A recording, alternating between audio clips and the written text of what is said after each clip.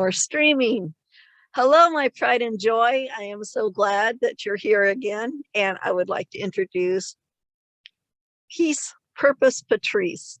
And AKA known as Patrice Brantley. Patrice Brantley, there you go. And I'm going to let Patrice introduce herself a little bit, and then we'll kind of have a conversation. So good afternoon, everybody. I am Patrice Brantley. I am the teacher's counselor and life coach. And today we're going to be talking about burnout. And you can always visit me at the sssmovement.org. I don't just talk about teacher burnout, I talk about life burnout. And I want to talk about how we can help prevent and heal from burnout. All right. Now, the reason we're a little bit later today than usual is Patrice was having some technical issues. Her computer died on her. How tragic. That is awful. For some of you, you know what happened with mine 2 months ago, where I didn't have my computer for 6 weeks. I had a bad virus on it. So yeah, but hopefully she can get hers going again. We can find somebody. And I'm just so glad she's here. I'm glad it worked out. And so tell us a little bit about this movement that you have. So the movement that I have is the SSS movement. That's the Seed Sowing Sistah movement. The mission behind this is that we go in and we seed into the community seeds about healthy mental health. What does it look like to have a positive life of mental health? And I'm so excited that you invited me to be on today with your tribe, the Roaring Like Lions, to share what it means to have healthy mental health. What started me in this whole voyage of healthy mental health was my own mental health. When this took place, I was a teacher in the classroom, and I had been teaching for 16 and a half years. And it got to a point where this was the job that I loved. I enjoyed doing this. It was something that I woke up every day doing, and I loved it.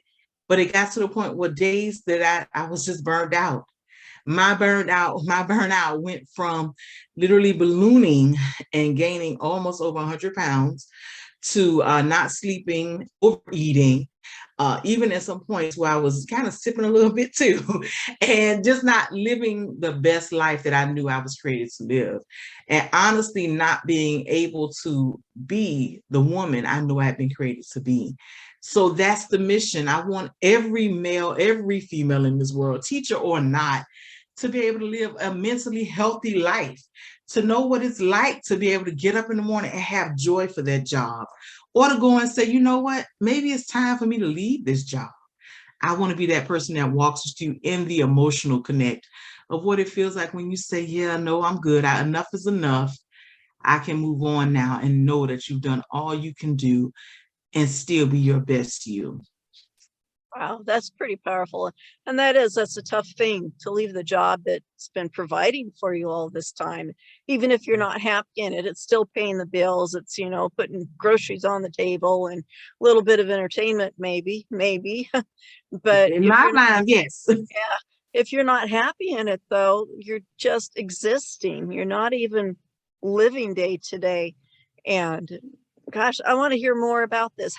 How would you do a transition between a job that you don't like to doing something that you feel you were made to do? It's got to be scary. Yes. So let me say this, and I don't mean jump up the day of and just quit. No. Right. I am very big on having what I call purposeful plans. And when I talk about a purposeful plan, I honestly need you to think of it like this. And this is how I actually did it. So when I talk about it, you're going to notice a lot of P's, which goes along with my name, Patrice. The first part of my purposeful plan was I honestly had to pause. Because when we get upset, that emotion hits you first. And the first thing you do is, I don't have to take this. I think they're talking to. I don't have to deal with this. And we automatically go to, I'm leaving right now. No. Hold on, sweetie. Pause. That's the first thing. Once you pause, I need you to really think about this right now. Take a whole 24 hours and think, I'm upset right now. Is this a temporary upset, or has this been an upset that's been building? So my second P, ponder. So the first thing we did, we paused, we pondered. Mm-hmm. Our third P, we planned. When it got to the point where I was just at the point where I was like, what am I going to do? I was already in school. For some people, it may not be as easy as going to another degree. For somebody else, you may be saying, my plan is I want to open my own business. Have you taken the time to do the vital research to get into that business, to know what you're going to need for your startup money? Or do you have someone who's going to be investing in you? What does that look like? What does that plan look like? And now everybody knows this plan is not going to happen overnight. So what are you going to do for yourself to help to the next P? Provide in the mean between. I'm not saying that, hey, you got to stay here and be tough in this job, but have some plans happening. How are you going to provide for yourself? I'm sure you're not going to say to yourself, yeah, I'm going to do this, but I'm okay with starving for a couple months. If you're like me, and I call myself a fat girl, this means fabulous and thick, you are not okay with not eating, okay?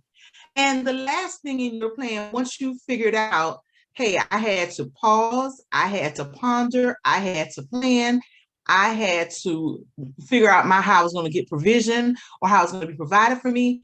I had to look like, what is my purposeful end? What does that purposeful goal and end look like for you? Because for so many people, oh, okay, I'm going to have my own business.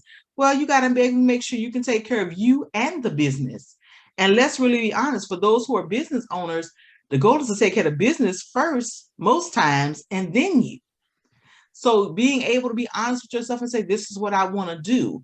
The big piece that I love about my P program with that is, in this, it gives you a chance to kind of work it out before the emotions take over. Because that's what happens to us. We get there and the emotions take over and we're ready. And I can tell you, I'll even tell you what happened with me. I was teaching at this point and I had been moved out to first grade. I had been in my classroom for quite some time. And this one day, I call it my day of freedom. Because I got so upset. It was just a day that was just too much. As teachers talk about during the pandemic, I had a couple of teachers that were out absent. So I had 2 other classrooms with children in my room besides myself. I had heavy times when this was happening over and over. I had an unsupportive administration at this point. And I had other things that were going on, not just at the job, but it was also in my personal life. And at this particular day, I had all this going on at one time, and it was kind of like it just all hit a powerful moment all at the same time, and everything was coming at me. And I was like, what do? You know what, children? We're going to take a field trip. The field trip is you're going to find another classroom. We're going to take you, we're going to drop you off, and I'm going home. And I'll never forget this. I walked out. In my 16 and a half years, I had never done this before. And I got here and I remember going to my administration and saying, you know what, since y'all got all the answers, here you go. Here you children, make it work. Wow. And it was such a shock, because I think people kept saying, well, she's always been the one who kept it together. She's never said anything. She was, I wasn't quiet. I just never said anything. But in the midst of this, I realized that day, yeah, you can't keep going like this. And what was so interesting, the next day I come back and my principal comes in and she's going, are you okay? And I go, yes. Why are you whispering? I really thought yesterday we were going to have to call the people and put you in the straitjacket. I said, well, let me tell you how this goes. If I go in the jacket, you going too. I'm not going alone. We're going to have some friends. And her look was like, oh my gosh. I was like, you know why? Because you need to see that the level of piling on, the pressures, all of this being hurled at you at one time, it gets to be too much. And at that point, I had been the strong teacher, the strong staff member, the strong one. Oh, well, you need anything, call on this one. Oh, if you need this, call on that one. She'll be okay. And it just got to be too much. And so this is why I tell people, my goal is to help other people walk through those emotional moments so that when you are ready to either go or leave that job, or you say, hey, I want to stay, how can you stay and still be mentally healthy? Mm-hmm. And I don't think people get it. I know for me, especially during this COVID time with this great resignation, everybody is seeing now the aftermath of it. You're getting to see where there were jobs that were unhealthy. You're getting to see environments where people were like, oh, this is my door, I'm out, and they're gone. But they don't see the other side of the actual coin. I was reading an article the other morning that said most people that left their jobs in the midst of this great resignation wanted to go back to the old job that they knew within 3 weeks. Oh, wow. That's not the mission I want for people. I want you, when you leave that job and say, hey, I'm done with this, I want you to know that that chapter is completely closed. I don't want you looking back at that door with misty eyes and misty blues and thinking, I still could stay or it could be okay. No, there was something that drew you out that door that day, and there's something that's going to keep you out that door. And dare I say, it's wanting a better you, a healthy you. That's the part we want. Definitely, definitely. You brought up a point back on the pause, and one thing that I was told years ago, and I've passed this on to others: if you're unhappy where you're at, don't quit on the day that you're unhappy. Wait until you have a happy day, and if you still want to quit, you quit when everything's good. Somebody asked me why. It's like, well, it's easy to quit when you're unhappy, when you're having a bad day, when things aren't going right, and you're running on emotions at that point. Like what you were saying, it's all emotions. Now, if it's a job you don't like, when everything's really good, you're still going to want to leave. And that's when you leave, because you know it's a decision based on facts and not based on emotions purely. So that's all I have to say. The rest of it, you've got it right on. That's just I amazing. love how you brought that out, because one thing, and it's funny, this has been a part of my prayer time lately. I always, my thing I've been saying lately is, Lord, help me see the facts and not stay in my feelings. Because so many times we get caught up, and I remember, and I'm aging myself a little bit, there used to be a show, I want to say Dragnet, where the detective would say, just the facts, ma'ams, just the Yes. facts. Yeah. And for me, that's what I had to learn. I need to stay in the facts. Yes, I loved the job at one point. Yes, this job paid my bills. Yes, I enjoyed moments. But today they got on my nerves. Today Yeah. I want to tell them where they could stick their children. Today I was ready to go. Today it was not a good day. So when I finally made those decisions and had the proper things put in place, I could walk out and be okay with, you know what, you gave this all you knew how. You did all you set out to do, and then move forward. And what I love about it was when I took those times to make sure I had that pause in place. When I pondered, I was real careful with who I pondered with. Oh, Because the girlfriend or the guy friend that's like, you should even, they full of it. Da, da, da, da. No, no, no, no, no. Who's going to be your calm person that's going to say to you, hey, I see today is not a good day. I see you had to pause. I see you had to ponder. Hey, listen, what's your plan? Who's that girlfriend, that guy friend, that person that's going to be your accountability partner and say, what's your plan in this? Yes, you're upset right now, but what happens after the day? After the feelings calm down, after you get all the comments, what's the plan? yeah. And for me, I'm so grateful to my guy friend that I've known since the 6th grade, because he literally sat down. We went to, I don't forget what restaurant. We went to this restaurant. He said, I'm going to buy you your first freedom drink. And I went, oh, I'm drinking. He goes, you should, because this is a decision day. And I go, well, here's how you do this. When I make decisions, they're not under any type of influence of anything else. Yeah. I said, but this is the thing I know. When it's time to celebrate, I will find the first thing we're going to celebrate. But it took him to sit down with me on the table, at the table with the napkin, and write out, hey, what skills do you have? What are those soft skills? And when I say soft skills, what are those skills that can transfer into any other area? Some people, you may have been at that job and you are great with your practical typing skills and your different type of applications and software. You're amazing at that. That could transfer. That's a soft skill. For other people, you're really great at having public presentations, and you can have conversations in public and it don't bother you. And when you talk with other people, they're like, yes, I want to hear more of what you got to say. Yes, that's a soft skill. Now, you got to be honest. What can you take from all of the stuff you went through and transfer it over to the next job? The next one, the hard skill. Now, for some people, maybe it's getting used to the actual routine at that job, the new job. Maybe it's what they're asking you to do. Maybe they're asking you to do something new that you didn't have at your old job. Those are the things you want to look at. Because here's the thing. Now, in this pandemic time, or as people want to say, they're coming out of the pandemic, but okay. With that, people are asking you to do the job now of 3 people instead of that one person they're trying to replace. I'll give an example with my sister. she left one job for an advancement, amazing advancement. I celebrate her for that. But when she left, it took 5 people to replace her Oh, wow. because they did not value what she had at that job, her skill levels, and the things that she did so wonderfully that when it was like, oh, wow. So we just, we kind of thought you just showed up and was cute in heels and just drank coffee all day. I was like, yeah, they didn't realize what you offered. And I said the same thing. I said, I feel like when people finally see what all you bring to the table, then it's like, oh, they did a lot more than what I thought.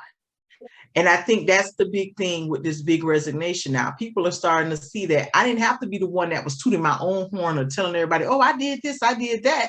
Usually the people who do that, they're not doing much of anything. It's the one who's kind of sitting in the background going, hey, I'm just going to do this because I see it needs to be done. That's the one you need to hold your value and your goal in. But that was a day of me really sitting down and him saying to me, okay, what's the plan?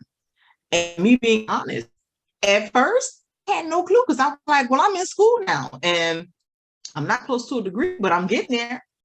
And, his whole thing was, can you hold out till you get the degree? Now, here's the great thing about the pandemic now. You have so many different platforms that you can get to learn about these skills online for free that you don't have to do that like I did. But I will say this, to be the best you, if they say to get a certificate or they say to get a degree or the cert or whatever, get it. You're never too old to young, never too young to learn, never too old to stop learning. You want to have as many things in your tool belt of life because you don't know where tomorrow you may end up having to turn. So you want to know those things. And let's be honest with yourself. If you're the person who loves to work alone, find the job that fits you. You may not be the public speaker. But you may be the person who is great in pharmaceutical work. You may be the person that says, you know what, I grew up learning how to plant on the farm. That may be your niche. You can take that and teach that to someone else who has never been on the farm. So these are things we want to look at. And once you have this plan, I want you to be honest with yourself and get what I call an accountability partner. This is the part none of us like. Get that girlfriend, get that guy friend who is on you and they say, hey, you said you had a goal. Have you gotten to it yet? Get that one that they're going to aggravate you a little bit and they're going to do it in love. This is not their chance to come in and beat you down. This is the person that's going to come to you in love and say, hey, I need you to kind of give me a little progress check. How far did you go? And I mean, for me, my best friend had it kind of easy because he would just wait to the end of the semester and say, hey, how did you do? All right, this is what you're doing. What else are you working with over here? Because a big piece for me was I was so concerned. How am I going to save? What am I going to do? And he would say, this is how much you put back every week. This is how much you put back. And thank goodness I had other friends who would be able to say, okay, if you cut down on this, you can put this over here. So that was a part of my planning and my progress of having that accountability partner. I know that's the dirty word. We don't like saying that. Ooh, we don't like that word. You want me to be accountable? How dare you? That's the dirty word. Nobody likes it. But here's the key. When you have the right accountability partner, you all can come together at that table or at the mat, as I like to say, and you all can see where you're building to, where you're going to. And after we took the time to really plan, I'm checking my progress. Then I'm moving into what is my purpose? What is it that I had that purposeful plan? What is this plan now? And that's the big piece. I think for so many of us, once we realize, you know what, maybe I was trying to fit that square peg in the round hole. Or maybe I really did go into this field because they told me it made good money. Maybe I did this because, grandma and them told me this would be something I would be good in. And it's not necessarily what I enjoy. Because so many times we have the different voices and different people in our ears telling us we would be great in this. And you're like, no, that's not exactly for me. But you're like, but since Big Mama told me I was good at this, I'm going to do it. And it's so funny because as I say this, I think back to my grandmother. My grandmother was a diabetic. And every morning she would get up at 6 a.m. She would come and say, come give me my shot, baby. Now, in her mind, This was going to help me get into nursing school. She was going to get me past this. I was going to do this. I was going to be her nurse. I was going to come and see, because they knew I had a very big caregiving spirit. I wanted to, caregive and see about others. And I'm still that way. I still like to help others. But doing that 6 a.m. and having to go and give a shot, no, that was never me. That has not been, it still is not me. I don't even like to look at people give shots, much as give one. And I was just like, but I knew in her heart of hearts, that's what she wanted, because in her mind, being a nurse is a beautiful job. It's a respectful job. And it is. I don't want to take anything from the men and women who do that, because they truly are amazing frontline workers. But I'm going to be very honest. That's not my ministry. That's not my calling. And I'm pretty sure I would be the one they'd be like, don't you let her stick nobody. She is horrible at that. So, you have to know what's you. And that's a part of that purposeful planning. You have to know, when you look in the mirror, who you've been created to be. Not what everybody else says, but who you've been created to be. I'm really glad you said that, because it's easy for someone to say, I'll just go get another job, and they haven't planned out, well, what kind of job do you want to get? Are you just going to get another job that you're going to be unhappy at and want to quit in another 2 years? Or it's just too stressful, it doesn't show up. So yeah, planning out what you want to do, who you are, what really makes you happy, and you just really want to get out there and share with everybody. Those are just great ideas. Yeah. I'm going to add a little something to that. In my time of expanding and really searching myself, I used to use what they call the 7 wheels of wellness. And in this particular setup, you look at every slice of your life. And for me, I had to add some slices. I had to add a couple of slices in my wheel of wellness. For my wheel of wellness, I had to understand, what is my creative section? That was a big one for me. What made me happy? Because for so many people, we're in American culture, we're very focused on getting the bag. Oh, our finances. And don't get me wrong. There used to be plenty of songs back in the 80s. There was one song, particularly in the 80s, that would say, no finance, no romance. I get that, but that's the only sphere you're focusing on, the only slice of life you're focusing on. You're going to miss your other 8. And I'm going to have you help me out really quickly, because I usually write these down. So as I'm talking to you, I'm like, I know what they are. So when I talk about your 9 wheels or slices of wellness, I'm looking at, what's your emotional health? What are you doing daily to make sure that you're good with you? You're really in tune with you. What's your mental health look like? What are you saying to yourself daily? Are you that person that's like, oh yeah, I'm good? Are you being meaner to yourself than the world could ever be to you? Are you that person who's looking at mental, emotional? Are you only focused on the bag? Are you looking at your intellectual health? What are you doing to learn something new every day? And that doesn't have to be a big whole program. It could be something as simple as going and doing a YouTube video. It could be something as simple as picking up a book, a manual on learning how to do something simple. I believe in small changes makes big things happen. Oh, absolutely. Another one that I look at, and we're talking about now, your occupation, your job, your career. Does this place give you joy? Or are you looking at this place going, oh, it's another Monday? Are you cussing the day before the day gets started? What is that? And then I also look at, what is your surroundings looking like? What is that environment around you? Is it chaotic? Because for so many of us, we don't know any other way. If it's not a bunch of noise and chaos and craziness, we're like this, oh, I can't function. I'll give you an example. When I first left my first apartment and I moved into my first home, I'll never forget it. My first home, I should say, was in a very quiet suburb. And I remember I couldn't sleep to save my life. Those first 2 nights, I was like, what's wrong with these people? Like, I was trying to do everything. I turned on fans, radio, TV. It just wasn't enough noise, because I had gotten so conditioned and so accustomed to the craziness of people outside and running up and down, not realizing that I didn't have to live in an environment like that. When we get ourselves conditioned for that, then we realize later, crap, I need to work on this. This is not how I need to handle stuff. Then, not just with that surrounding, I had to start looking at my social circle. Yes. You know, who's around me? Are they speaking life to me, or are they helping me to stay put down? Are they still going, I don't know how to tell you when I'm going to make it?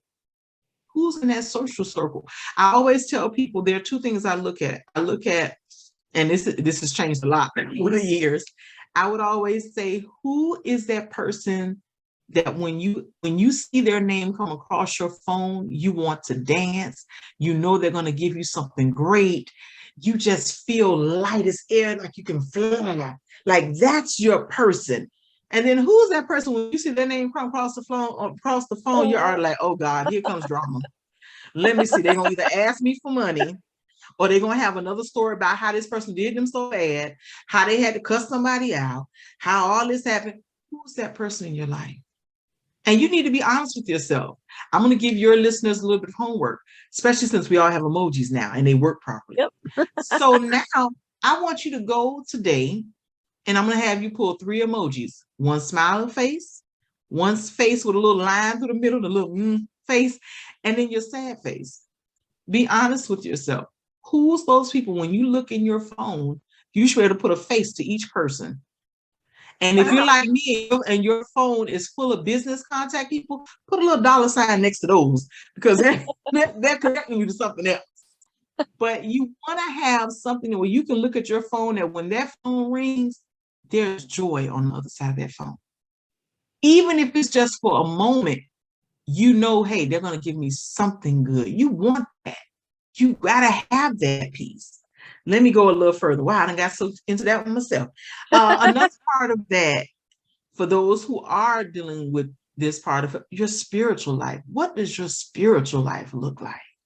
And I know when people hear me talk about spiritual, the first thing, oh, she's trying to convert to Jesus. No, I love my Jesus. And if you want to try him, please feel free. He'll talk with you too. But I want you to know something. Your connection to what your spiritual connect is, or your higher power of your understanding, is what's going to connect with you. Mm-hmm. That could be something as simple as walking in nature. For somebody, that's their time of exercise. For somebody else, that's their prayer time. Find what connects for you. But again, like I said, if you want to try my Jesus, he's willing to let you try him too. Another part of that for me was my C, my creative side. Uh-huh. I had to look at what are those things that I love from a little girl. Now they'll tell you I don't have much of a two-step now, but when I get a cut one, I like a little two-step. But that was something that when I wasn't feeling my best me, I wasn't doing it. I wasn't going line dancing. I wasn't going out having fun. I got to the point where I didn't want to leave the house because I was getting so frustrated because it was so bad, because I had let this old thing called depression creep in and not deal with what was really going on with me, because I was feeling overwhelmed, like I was being hit with tidal waves constantly because I didn't work on my boundaries. I didn't understand what balance looked like. I didn't understand the most important one. I didn't know what it was like to say no. And that's the biggest one. So many times we don't understand that no is not a curse word. No is a word. Honestly, no is a sign of self-love. We're never taught that. Yeah. I don't believe we ever teach that to our children. I definitely know we don't teach that to our girls. We teach our girls that you're here, you're serving, you're doing, you're this and you're that. But we don't teach them when we don't feel comfortable. When we feel that little knot in your stomach that say, don't go out there. Don't do that. Oh, but they told me to go. I got to go. You know, we got to start listening to when we feel those little things in our stomach, those little pains in our stomach, that little twist, that little, that little poke in the gut. We got to listen to that because it makes a difference. But yeah, that's what I found. I'm trying to make sure I gave you all of them. Yep. Just to make sure, because I was kind of spitballing. Huh? That's amazing. I mean, this is just so powerful, everything you're saying, and things that a lot of people, we think we should know, but we really don't know, and we need to hear it. It's a lot of things we think we should know. And honestly, it is not our parents' fault. They may have not been taught that either. So we can't get there and say, well, we blame them. You can't blame them. They may have not known either. They may have not had any clue. When I talked to my mom, and we were talking about this the other day, I said, did you ever realize that your emotional health was tied to everything else? Her answer was no. Well, yeah. All she knew was, I got to go out there, I got to make this happen, I got these babies, I got to do all of this, until it was right there with her. And it was like, wow, I'm not in my happy self here. This is not what I envisioned for my life. And for me, that's honestly what it was. As a little girl, I envisioned being the teacher and staying there for 30 years and getting my golden watch. Y'all couldn't told me nothing different. That was where my heart was. But now I'm doing something a little bit different. I'm teaching people how to come back and love on them. You're And how still to a help them teacher, walk. just teaching different. Yeah, that's Yeah. exactly what it is. I'm still a Yeah. teacher at heart, but now I'm walking through and helping people understand how to walk through those emotional ebbs and flows for when it doesn't feel right. So that I can get to when it all feels right and when it all feels good. That's what we want. You want to be able to be that. A couple things that I found for myself that it took for me in each one of these situations, and I'm going to add another one. I had to start looking at my overall health, my physical health. That's when I left off. I'm going to add it in. My physical health, because even though the burnout was showing up in other places and I got upset and I walked out, yeah, I did that. I did that. But what did I do when it got to the point where I said, okay, now you've done your plan. Now you got to put some things into action to help get out of my depression. The first thing I had to do, and this is going to sound real crazy, I had to clean up. Yep. I That's had not to get to, crazy. It's true. It's true. and when I say clean up, I had to literally clean out the clutter of yesterday. Every job wasn't going to be like that. Yeah. Every supervisor wasn't going to be like that, because I had to realize that, okay, you're not going to be the same type of employee that you were over here. You're going to walk in this door now with boundaries. Yep. When it's time to leave, you're going to leave. Or if you have to stay an extra hour or so or whatever, it's because you're going to do that, and you know that this next day you're off or whatever. But it's to make that difference. And I think that's the biggest piece. The one thing that it was a small change, but it was a big one for me, the emails. Yes. Oh, I hated that dag blasted ding, whatever the little noise is. Oh God, it makes you twitch when I think about it. It literally makes me twitch, because it got to the point every time I would hear that, and it's so funny, I would call a friend of mine while they're at work, and I would say, hey, you check your emails, because they're coming in quite often. They're like, you hear that? I was like, yes. Meanwhile, it's going to put me in a full-blown twitch over here. I'm twitching and itching by your emails. And you're like, oh, you heard that? I'm like, yeah. But these are the things we don't realize that leave us stuck. Mm-hmm. So that's why I talk about, getting out here and getting past that and doing those small things. My first boundary, when I'm off the clock, don't check nobody's email. I don't care how mad they get. I tell them, get big mad. I'm not checking your emails. I'm off the clock. We'll talk about it later. Another part I had to learn for myself was, once you're home, focus on just home. And that's a big one, because in this world and society, we're taught multitask. Well, here's the sad truth of multitasking. You can think you're doing great and doing all these different things. You're not. Let me just go ahead and break that down. You're not. You're here, you're thinking you're juggling all these different balls, and guess what? 3 of the balls have fallen on the floor, and you still think you're doing great. You're not. Yeah. When you're where you need to be, focus on where you are for that moment and leave it there. Then when it's time to transition to whatever you need to do for the next part, then you go from there. Yeah. So very good. Those are just some of the things that work for me. Yeah, that's great. Boy, that's just great. Wow. There's so much power in that. I know last night I was thinking, okay, Sundays I don't do anything, but I picked up my phone, and then 2 hours went by and I'd been doing all this work, and it's like, no, I'm home. Sunday is my time. I know that there's Memorial Day today and there's only a few things today, whatever is there will wait until Monday. And I just shut my phone off. It's like, this is my time with my husband and enjoy time. And once I did that, we had fun together. I mean, it was just an enjoyable evening. He didn't pick up his phone. I didn't pick up mine. We weren't looking at the news. We looked at the weather because we had a big storm and it was kind of fun, but it was something engaging and fun that we were doing together. It wasn't work. Yeah. That's Notice the difference, how you just said, when you oh took yeah. away the distraction, it allowed y'all to focus on you two. Yeah. You know, Absolutely. don't get me wrong, technology is great, Yeah. but I just want y'all to take a little trip back with me for a while. Remember before technology? Oh yes, I And do. you could enjoy time with your family, friends, whomever, and they were present. There Yes. wasn't any strolling. Everybody was present. I like that word, being That's present. Yeah. because here's the thing about it. To have someone's time, they're presenting you with the gift of them. Mm-hmm. That's not something you're going to get back. You might get more of it, but you can't get it back. Right. And so many times we're so caught up in what's on the timeline or pop-ups or whatever that may be, that we devalue the person sitting in front of us. And you don't realize you're doing it, but that's exactly what you're doing. And Mhm. and that actually reflects back on you. It's like, I don't have value in myself because I'm not showing you any value. And that's not good either. Yeah. Wow, Very that's a good. power Very statement. good. That Yeah. was a power statement. I like that one. If you don't All mind, right. I'll borrow that. Definitely can. You go right But ahead.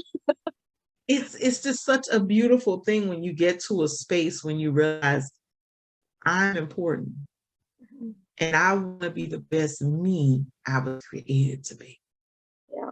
without having to be on the constant rat roll wheel of somebody else's time. That my time is valuable, and even more importantly, I'm using my time for me. Yeah. It's something about that. But oh man, that's where I am. That's why I have the passion Oh, and you're so really good at what you do. this is why, because I've walked and I want to help other people not have to have that anymore. That can understand that, you know what? I've married this beautiful woman or I married this really hot guy. I want to be able to enjoy them. Yeah. I want to be able to have time with them. Do you realize people always say, well, money is the biggest thing that breaks up marriages? You know, it's the second biggest, not spending time with the person. Yep. Absolutely. We always think infidelity starts as the big thing, but here's how infidelity starts. You're not spending time with me. Yep. So, you know, I want people to be able to have that. I want people to be able to say, you know what? I don't want to be burned out anymore. I want to be, as I like to say, be set back ablaze in my life. I want to have that fire to go out and dance with my boo again. I want to be able to go and if it's to go and garden, I want to be able to do that. I want to be able to come home to a home that I deserve, not a tornado, but you know, Yeah. a nice place that feels good when I come home. Yeah. I want to be able to have that balance in life. That's what the mission is. If this sounds like this is for you and you like, man, I really want to be a part of this, come on over to the sssmovement.org. Let's talk about it. Let's get into it. I have a burnout group starting in August. And in this group, I'm literally going through each of those steps I talked about. How do you deal with your mental, your emotional, your physical? How to keep your bag right in the midst of this? Because so many of us are like this. Oh, I want to do all this, but I got to get this money. I got to get this money. Here's the key. When the other parts of your life are in order, the money will come. Yep. This is the part we don't get. When you respect everything else in your life, money will come to you. Money is supposed to, let me put it this way. Money is an excellent servant, but it's a horrible master. Oh yeah. Yeah. Many times we get so quick and we're letting money master us and master our time and our mindsets and our behaviors that we forget money is a servant. It's supposed to serve us. It's supposed to be a tool of access, not this. Yep. Definitely. So Definitely. Thank you so much for coming on. Gosh, we went way over, but that's okay. It's Oh all my important, gosh, thank all you. necessary, very necessary. So if what she has said to you has touched you, you know, it's really touched me. I've already got 5 people in my mind that I know I want to send to you. And it's just, I love what you said. I love how you said it. And I love your heart in this. And so my pride and joy, be sure and get a hold of Patrice at sssmovement.org. And just step back and just really look, do the pause that she said and do the ponder and get a hold of her, and just, you know, everybody can use a little bit of guidance, and it's not, oh, do this because that's what I did and it's going to work for you and everybody else, but she's there to help guide you to where you want to be, for what you want in your future and your vision and your dreams. And I've spoken with her for a while, and she's so good to speak with. So thank you again for being on here. Thank you so much for allowing me to come onto your platform and to share just this time with you. I'm so grateful. And for your listening. Me too. All right. Thank you. And we'll see you later. I'll see you then. Bye-bye. Bye.